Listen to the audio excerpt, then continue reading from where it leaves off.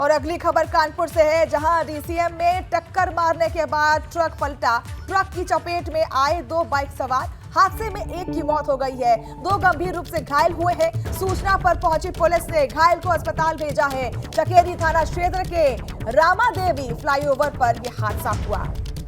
तो कानपुर की रामादेवी फ्लाईओवर पर यह हादसा हुआ है। हादसे में एक की मौत हो गई है। सूचना पर पुलिस पहुंची और घायलों को अस्पताल भेजा गया है। बुरे तरीके से तस्वीरों में आप देख सकते हैं किस तरीके से ट्रक पलटा हुआ नजर आ रहा है। हादसे में एक की मौत हो चुकी है, दो लोग गंभीर रूप से घायल हैं। घायलों का अस्पताल में इस वक्त इलाज चल रहा है और शव को एक शख्स की जो मौत हुई थी उसके शव को पोस्टमार्टम के लिए फिलहाल भेज दिया गया है। कानपुर के रामादेवी फ्लाईओवर की यह घटना आपके सामने।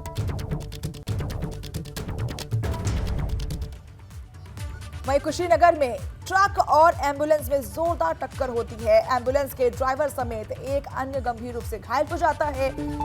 ओवरटेकिंग के चक्कर में यह हादसा हुआ। प्राइवेट एम्बुलेंस मरीज छोड़कर गोरखपुर से आ रही थी, लेकिन वहीं पर ट्रक और एम्बुलेंस की बीच में जोरदार टक्कर होती है। कुशीनगर पुलिस चौकी के अंतर्गत नेशनल हाईवे 28 हाईवे की यह घटना है, जहां एक प्राइवेट एम्बुलेंस और ट्रक के बीच में जोरदार भिड़ंत होती है, जिसमें दो लोग जख्मी हो जाते हैं। कुशीनगर ट्रक और एम्बुलेंस में जोरदार टक्कर होती है और एम्बुलेंस के ड्राइवर समेत एक अन्य गंभीर रूप से घायल हो जाते हैं। दोनों को अस्पताल में भर्ती करा लिया गया है। ओवरटेकिंग के चक्कर में ये हादसा हुआ। तो आए दिन हमें ये खबर मिलती रहती है कि रेसिंग या फिर ओवरटेकिंग के हादसे उसकी वजह से होते रहते हैं। और अगली खबर गोंडा से है, जहां जिला प्रशासन अवैध कब्जेदारों पर लगातार बुलडोजर से कार्रवाई करने में जुटा हुआ है, जिससे अवैध कब्जेदारी और भूमाफियाओं में हड़कंप मचा हुआ है। कर्नलगंज तहसील क्षेत्र के तालाब की जमीन पर अवैध तरीके से कब्जा किए गए 11 मकानों पर बुलडोजर से कार्रवाई की गई। साथ ही अन्य कब्जेदारों पर प्रशासन ने 3,48,000 का जुर्माना लगाया है। साथ ही एफआईआर भी दर्ज कर ली गई है। तो लगातार प्रशासन का पीले पंजे की कार्रवाई जारी है। आप देख सकते हैं किस तरीके से कुर्की की कार्रवाई की जा रही है, बुलडोजर की कार्रवाई देखी जा रही है। भूमाफियाओं पर पीला पंजा का प्रहार देखने को मिल रहा है और मौके पर तमाम प्रशासन भी वहां मौजूद है। मग्न होने की स्थिति गोंडा इससे प्रभावित रहा भी है और शहर में तो ड्रेनेज की दिक्कत है, क्योंकि ड्रेन्स यहाँ पर बने नहीं हैं, बहुत पुराने बने हैं, डिसकंटिन्यूड हैं और कई जगहों पर ड्रेनेज की व्यवस्था उत्तम नहीं है। इसी प्रकार से ग्रामीण क्षेत्रों में भी हम लोगों को कई जगहों पर दिख रहा है कि एक तो जो सार्वजनिक नालियाँ हैं उनको अवैध रूप से कहीं पे कब्जे हैं, तालाबों में भी कब्जे हैं। तो ये एक समय था, ख़ास तौर पे इससे पहले 2 महीने पहले समय में मानती कि उस समय पर हम लोग उसको करवा सकते तो और बेहतर होता, बिकॉज़ अब पानी भरने लगा है तो इस समय पे इनको खुदवाना, तालाबों की खुदाई होना थोड़ा मुश्किल है। लेकिन फिर भी जहाँ पे अवरुद्ध हैं नालियाँ, जहाँ पर ऐसे समस्याएं हैं कि जल निकासी के मार्ग अवरुद्ध हैं, उन जगहों पर हम लोगों ने त्वरित निदान के प्रयास किए हैं और अवैध कब्ज़ों पर पूरी सख्ती से निर्देशित किया हुआ है कि इन कब्ज़ों को हटवाकर जो जल निकासी है उनकी व्यवस्था सुनिश्चित की जाए। फतेहपुर में सामूहिक दुष्कर्म के आरोपियों की गिरफ्तारी न होने से पीड़िता को जान से मारने की धमकी मिल रही है। आरोपी धमकी देकर सुलह का दबाव बना रहे हैं और पीड़ित ने मामले की शिकायत सीएम पोर्टल में की है। पीड़िता ने पुलिस पर आरोपियों से मिले होने का आरोप लगाया है। वहीं पुलिस महिला के आरोपों को गलत बता रही है और मामला जमीन के विवाद का बताया जा रहा है। एसपी का कहना है कि मामले की जांच एसआईटी को सौंप दी गई है। जो भी दोषी पाया जाएगा उसके खिलाफ कार्रवाई की जाएगी।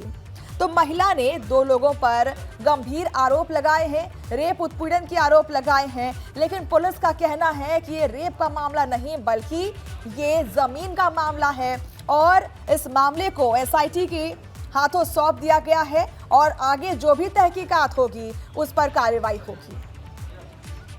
मैं फेरी करने गई थी हथिना अनीत में तुमसे बोलेगा आपका मकान है कि नहीं रहने के लिए। मैंने बोली तो मेरे मकान घर नहीं है, न मेरे माँ है न मेरे बाप है, कोई नहीं आगे पीछे मेरे, मैं अकेली रहती घर पे। तो यानी दुनिया तुमसे बोले थे कि आप हम कौलानी बुला देंगे। कौलानी के बहाने से हमको फ़ोन करके हमको बुला लिए थे। जब फ़ोन करके बुलाए तो हम लोग के विश्वास में आ गए थे। 4 पहिया की गाड़ी में लोग हमको लगा गए थे कि हम थाने गए थे। थाने में कोई लिखा पड़ी नहीं कि कोर्ट से हमने मुकदमा दायर क्या किया था गाड़ी बना के?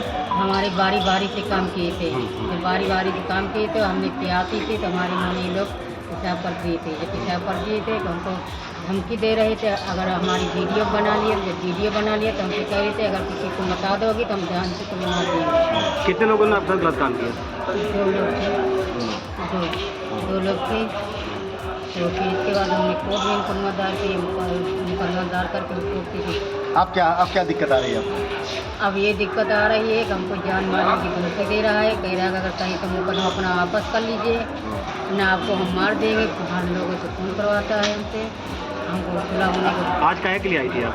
आज मेरा मेडिकल होना तो हो गया है। क्या चाह रहे हो आप? तो अब मैं ये चाह रही जो उनको मतलब जो कोर्ट से होगी तो उसको देना चाहिए, सजा में देना चाहिए। चलती हुई कार में दलित बच्ची से अभियुक्तों द्वारा गैंग रेप करने के संबंध में थाना बिंदगी पे 156(3) के तहत 376D का अभियोग पंजीकृत कराया गया है। स्थानीय पुलिस को संज्ञान में लाए बिना माननीय न्यायालय के आदेश पर अभियोग पंजीकृत हुआ है। इसमें क्षेत्राधिकारी के नेतृत्व में SIT द्वारा निष्पक्ष विवेचना की जा रही है। पीड़िता का मेडिकल कराया जा चुका है। 161 और 164 CRPC के तहत कथन अंकित कराया जा चुका है। प्रथम दृष्टया जो संज्ञान में आया है इसमें 2 मुस्लिम पक्षों में आपस में ज़मीन का विवाद है। उसमें एक पक्ष द्वारा इसमें रुचि दिखाई गई है और जिस पक्ष द्वारा इसमें रुचि दिखाई गई है उनका और पीड़िता का आपस में घटना अभियोग पंजीकृत करने के पहले 213 बार वार्ता हुई है। घटनास्थल पर पीड़िता और आरोपी पक्ष का लोकेशन नहीं है, काफ़ी दूर है और तथ्यों के आधार पर, वास्तविकता के आधार पर, साक्ष्यों के आधार पर निष्पक्ष विवेचना की जा रही है। प्रथम दृष्टया यह मामला संदिग्ध है और SIT द्वारा निष्पक्ष विवेचना की जा रही है। विकासनगर में महिलाओं से छेड़छाड़ के आरोप में गिरफ्तारी हुई है। पुलिस ने 3 आरोपियों को गिरफ्तार कर लिया है। आरोपियों पर SC, ST और पॉक्सो एक्ट के तहत FIR दर्ज की गई है। SSP ने विकासनगर जाकर कानून व्यवस्था का लिया जायजा। आरोपियों को सांप्रदायिक सौहार्द बिगाड़ने का भी आरोप लगा है। आरोपियों पर महिलाओं से छेड़छाड़ का आरोप लगा है, जिसके बाद पुलिस ने अब SC, ST सहित तमाम FIR दर्ज कर दिए हैं। तमाम का केस दर्ज किए गए हैं। महिलाओं से छेड़छाड़ का ये आरोप लगा है। पुलिस ने 3 आरोपियों को गिरफ्तार कर लिया है और साथ ही साथ आरोपियों पर SC, ST और पॉक्सो एक्ट के तहत FIR दर्ज कर ली गई है। तो महिलाओं के साथ छेड़छाड़ का मामला सामने आया है। विकासनगर की यह घटना है जहां पर दबंगों पर आरोपियों पर केस दर्ज किया गया है महिलाओं को छेड़ने के लिए।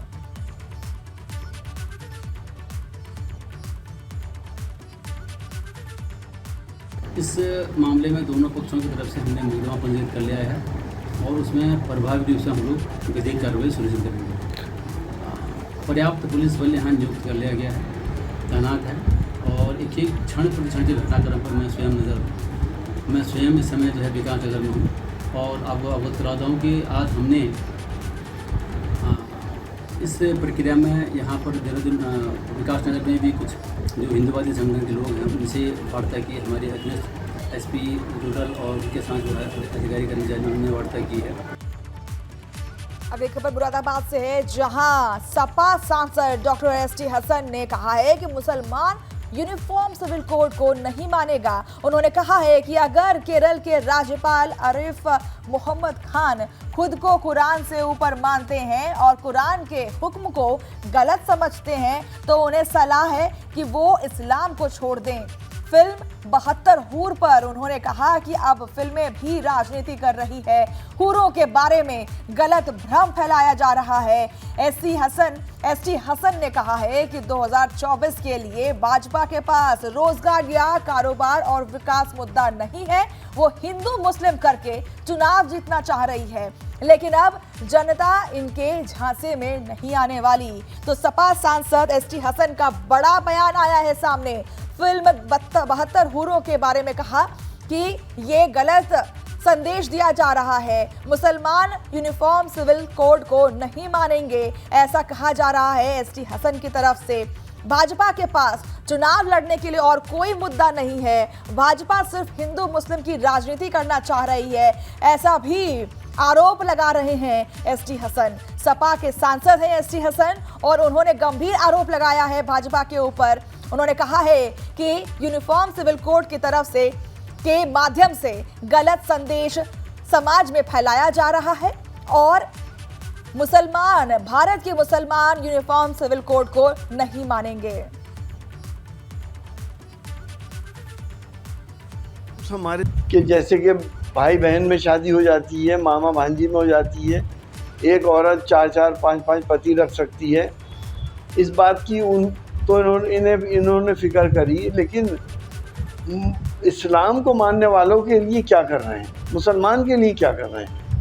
हम शरीयत पे चलने वाले लोग हैं, वो इस्लाम के कानून जिससे किसी और को कोई दुश्वारी नहीं है, या हम अपनी औलाद में किस तरह से अपनी विरासत को बांटते हैं, जो हुक्म कुरान पाक ने अल्लाह ने हम लोगों को दिया, हम तो वो फॉलो करते हैं और करते रहेंगे। लोगों को अगर किसी इंसान के बच्चे नहीं हो रहे हैं या उसकी बीवी बहुत बीमार है और बीवी की इजाज़त से दूसरी शादी कर रहा है, तो आपको तकलीफ़ क्यों है?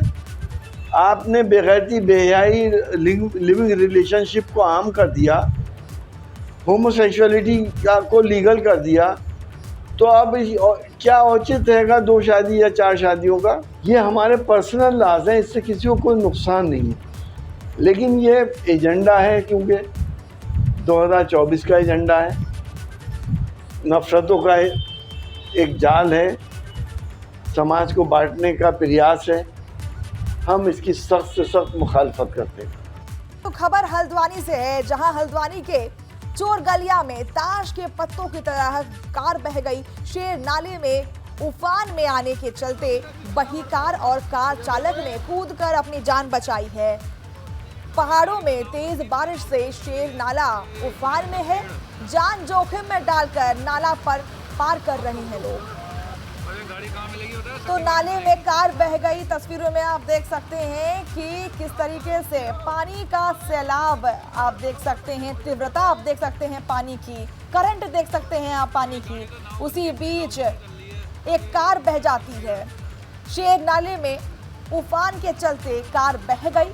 तस्वीरों में आप देख सकते हैं, हम आपको दिखा रहे हैं कि किस तरीके से कार बहती हुई नजर आ रही है सैलाब में।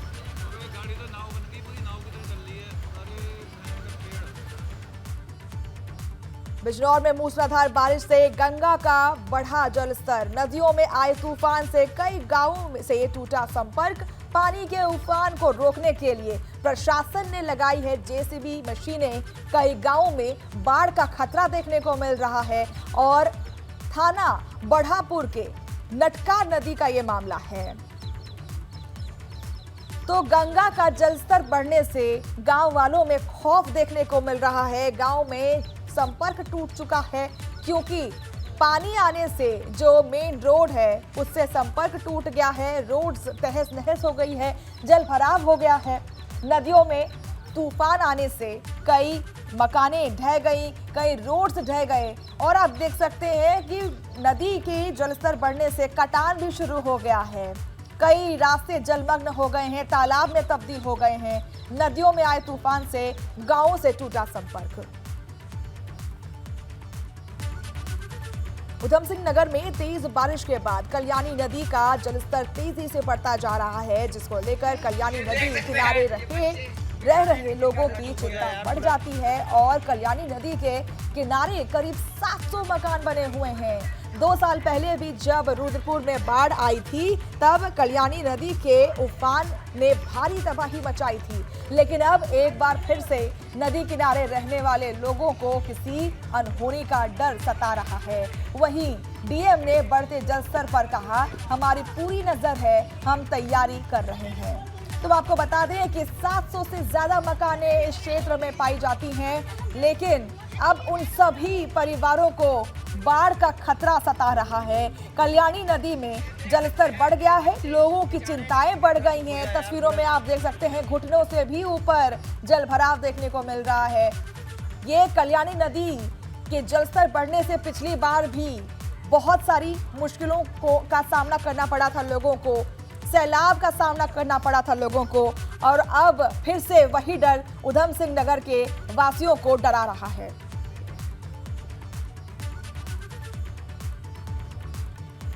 वहीं मुरादाबाद में बारिश के बाद भरभरा कर गिरी दीवार गिरने का वीडियो सोशल मीडिया पर वायरल हो रहा है। निर्माण कार्य के चलते इमाम बाड़े की दीवार गिरने से बड़ा हादसा होने से टला। थाना नागफनी इलाके के नई सड़क चौराहे का ये मामला है। तो तस्वीरों में आप देख सकते हैं किस तरीके से भरभरा करके ये मकान गिरी, ये दीवार गिरी, और बारिश के बाद ये दीवार ढह जाती है। हर तरफ यूपी में या फिर हम कहें देश के अन्य क्षेत्रों में बारिश या फिर जलभराव की समस्या देखने को मिल रही है, बारिश का कहर देखने को मिल रहा है, और ये सितम मुरादाबाद में भी जारी है। बारिश के बाद ये दीवार ढह जाती है। हालांकि कोई हताहत होने की खबर नहीं है, एक बड़ा हादसा टला है। बारिश के बाद भरभरा कर ये दीवार गिर जाती है। दीवार गिरने का वीडियो सोशल मीडिया पर वायरल हो रहा है। बारिश के बाद ये दीवार गिरी थी। बाराबंकी में रियल एस्टेट कारोबारी हबीबुल्ला के घर पे आयकर विभाग ने छापा मारा। आयकर विभाग की टीम ने 13 घंटे तक हबीबुल्ला से पूछताछ भी की। मामले में फिलहाल आयकर विभाग की टीम ने कारोबारी हबीबुल्ला को हिरासत में ले लिया है। बताया जा रहा है कि आयकर विभाग को कोई अहम दस्तावेज भी कारोबारी के घर से मिले हैं। आपको बता दें कि हबीबुल्ला बड़ा मसाला कारोबारी है और हाल में ही उसने रियल एस्टेट का काम चालू किया है। इस कार्रवाई को गैलेंट ग्रुप से भी जोड़कर देखा जा रहा है, क्योंकि इससे पहले गैलेंट समूह पर आयकर विभाग ने छापेमारी की थी। बाद में हबीबुल्ला के यहां छापेमारी हुई है। आयकर विभाग ने जिले के जेसीबी और हुंडई शोरूम में भी छापेमारी की है। तो ये बड़ा शिकंजा कसा हुआ दिख रहा है कारोबारी पर। कई अहम दस्तावेज मिले हैं और जेसीबी और हुंडई शोरूम में भी छापेमारी की गई है। कुशीनगर में अंतर्राज्यीय वाहन चोर गैंग का पुलिस ने खुलासा किया है। मामले में पुलिस ने 4 शातिर चोरों को गिरफ्तार कर लिया है। आरोपियों के पास से 19 मोटरसाइकिल, 2 अवैध तमंचा और 4 फोन बरामद हुए हैं। चोरों से बरामद संपत्ति की कीमत करीब 16 लाख रुपए बताई जा रही है। पुलिस ने आरोपियों पर कई धाराओं में केस दर्ज कर लिया है और जांच में जुट गई है पुलिस। आरोपियों की गिरफ्तारी खड्डा थाना क्षेत्र के बंजारी पट्टी से की गई है। जनपद कुशीनगर के अंतर्गत थाना खड्डा, कोतवाली, स्वाट, सर्विलांस और साइबर की टीम ने एक सराहनीय कार्य करते हुए अंतर जनपदीय चोरों के गैंग का खुलासा किया है। इसमें 4 अभियुक्तों की गिरफ्तारी की गई है, जिनके नाम है शमशेर, कमलेश, मनोज और कयामुद्दीन अंसारी। इनके पास से विभिन्न जगहों से चोरी की गई 19 मोटरसाइकिल बरामद की गई है, जिसकी बाजार कीमत लगभग 16 लाख रुपए से अधिक है। इनका एक विस्तृत आपराधिक इतिहास है। साथ ही साथ इनके पास से अवैध तमंचा, कारतूस और मोबाइल फोन और वाहन चोरी से जो विक्रय हुआ है उससे 10,000 रुपए नकद भी बरामद किया गया है। तो चलिए, नोएडा के सेक्टर 29 में जिला अस्पताल में बड़ा हादसा होने से बाल बाल टला है। गुरुवार सुबह डायलिसिस वार्ड की छत की 4 सीलिंग गिर गई और उसके बाद गनीमत ये रही कि उस वक्त कोई मरीज वहां नहीं मौजूद था।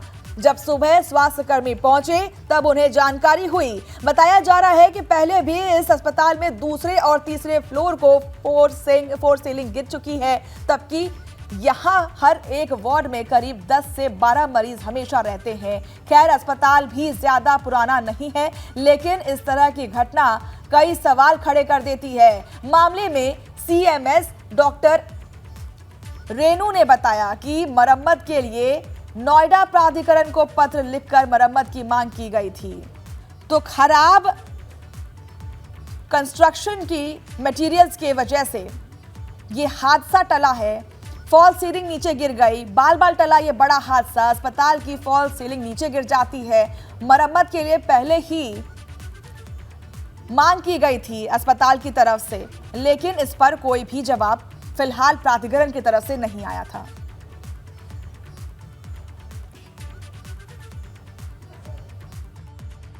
कई जगह हमारे दूसरे फ्लोर पे, छठे फ्लोर पे और 7वें फ्लोर पे जो फॉल्स रूफिंग है वो अपनी जगह से हट गई, डिसलॉज हो गई है। गिरी कहीं भी नहीं है, किसी को कोई हानि नहीं हुई, चोट नहीं पहुंची, किसी पेशेंट के ऊपर, किसी के ऊपर नहीं गिरी है। उसको हमने सेफ्टी पर्पस से जो अपनी जगह से हट रही थी उतरवा के रखवा लिया है और प्राधिकरण को लेटर भी लिख दिया है। हमने जिलाधिकारी को भी इन्फॉर्म कर दिया है, शासन को भी इन्फॉर्म कर दिया है और बनवाने के लिए हम कोशिश कर रहे हैं।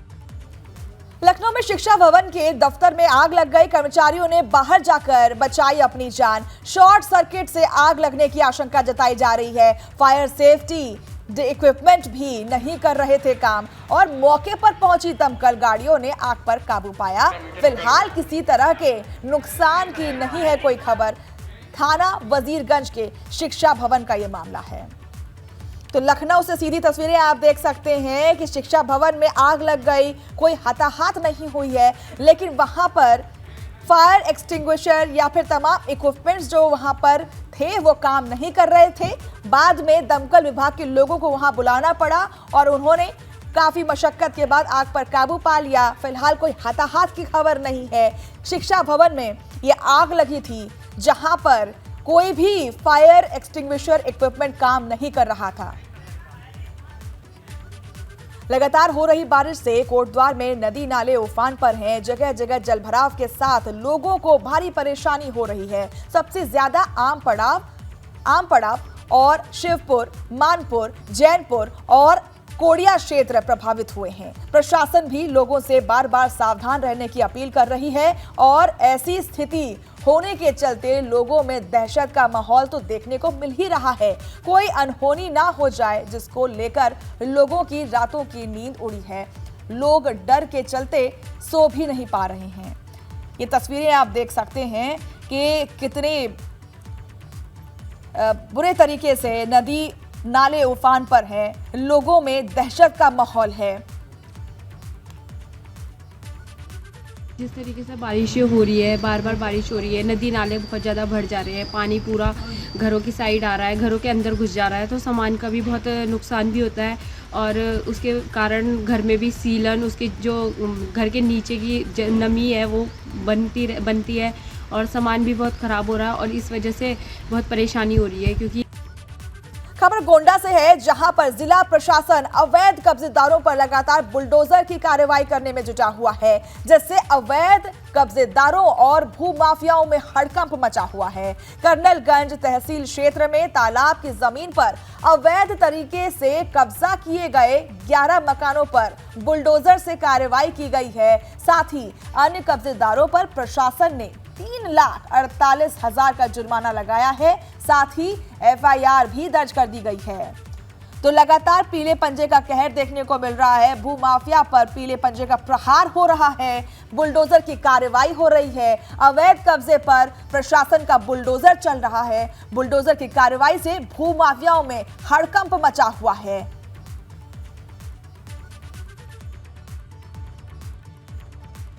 मग्न होने की स्थिति गोंडा इससे प्रभावित रहा भी है और शहर में तो ड्रेनेज की दिक्कत है, क्योंकि ड्रेन्स यहाँ पर बने नहीं हैं, बहुत पुराने बने हैं, डिसकंटिन्यूड हैं और कई जगहों पर ड्रेनेज की व्यवस्था उत्तम नहीं है।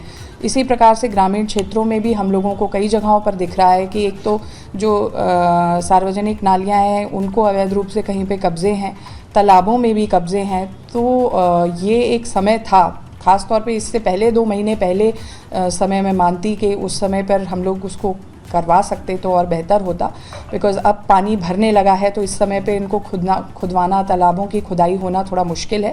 लेकिन फिर भी जहाँ पे अवरुद्ध हैं नालियाँ, जहाँ पर ऐसे समस्याएं हैं कि जल निकासी के मार्ग अवरुद्ध हैं, उन जगहों पर हम लोगों ने त्वरित निदान के प्रयास किए हैं और अवैध कब्ज़ों पर पूरी सख्ती से निर्देशित किया हुआ है कि इन कब्ज़ों को हटवाकर जो जल निकासी है उनकी व्यवस्था सुनिश्चित की जाए।